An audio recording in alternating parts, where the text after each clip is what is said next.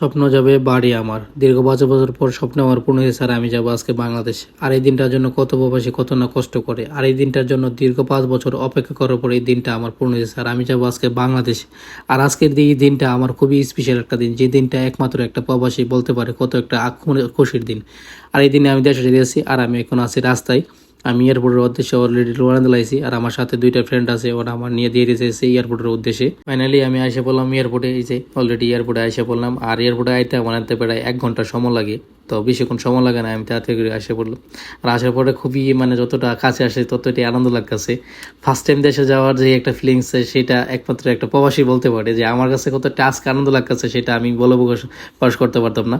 তো যাই হোক, ওই দিক থেকে আমি গাড়ি থেকে নাইমে আমার ফ্রেন্ডের সাইকেলটা দিয়া তারপর গাড়িতে নাইমে এখান থেকে একটা টলি নিতে হইব, কারণ আমার সামান আছে বেশি। কারণ সামানটা নিয়ে আমার ভিতরে যাইতে হয়ে অলরেডি আমি সামান নিলাম, যে নামানটি লইয়া আমি এখন ভিতরের উদ্দেশ্যে রওনা দিয়েছি। এখন আছি সামনাসামনি কাউন্টারের সামনে আর কি। এখান থেকে আমার সামানগুলো বুকিং দিয়ে দিব, বুকিং দিয়ে তারপর ভিতরের উদ্দেশ্যে যেতে দিব। তো আমি বুকিং দিয়ে শেষ হয়ে গেছে, কাজ সব কিছু ইমিগ্রেশন যত কাজ শেষ ছিল সবগুলো শেষ করে আমি ভিতরে ওয়েটিং রুমে এসে বসলাম। এই যে ওয়েটিং রুম বই ওই কয়েকটা ছবি ভিডিও করা শুরু করলাম। ভিডিও করে সেটা এখন একে একে করে লাইন ধরে ভিতরে যাওয়া শুরু করলাম। ভিতরে গিয়ে দিয়েছি বিমান দেখা গেছে। আরে ফাইনালি বিমান দেখে নিলাম আমরা। আর সামনে যারা দেখতেছেন এটা হচ্ছে আমার দুলাভাই, আর এইটা হচ্ছে আমি। এই যে আমরা দাঁড়াইছি লাইন ধরে বিমানের উদ্দেশ্যে, বিমানের ভিতরে ঢুকবো আর কি। তো অলরেডি আমরা বিমানের কাছাকাছি চলে এসে পড়ছি। আর এই বিমানটাই আমার দীর্ঘ 5 বছর আগে থেকে গেছিলো, আর আজকে লয়ে গেছে। আহাজি কি যে কষ্ট লাগতেছে, আর না সরি কি যে আনন্দ লাগতেছে।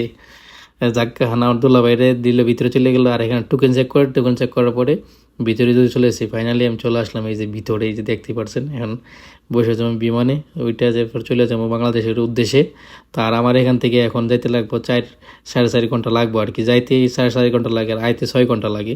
তো আমরা এখন বাংলাদেশের উদ্দেশ্যে রওনা দেবো। এখন আমরা বিমান অলরেডি ছেড়াইতে আছে। আর সবাই দোয়া করবেন যাতে সুষ্ঠু মতো বাংলাদেশে গিয়ে পৌঁছতে পারি। তো আজকে ভিডিওটা এই পর্যন্তই। সবাই ভালো থাকবেন, সুস্থ থাকবেন। আল্লাহ হাফেজ, আসসালামু আলাইকুম।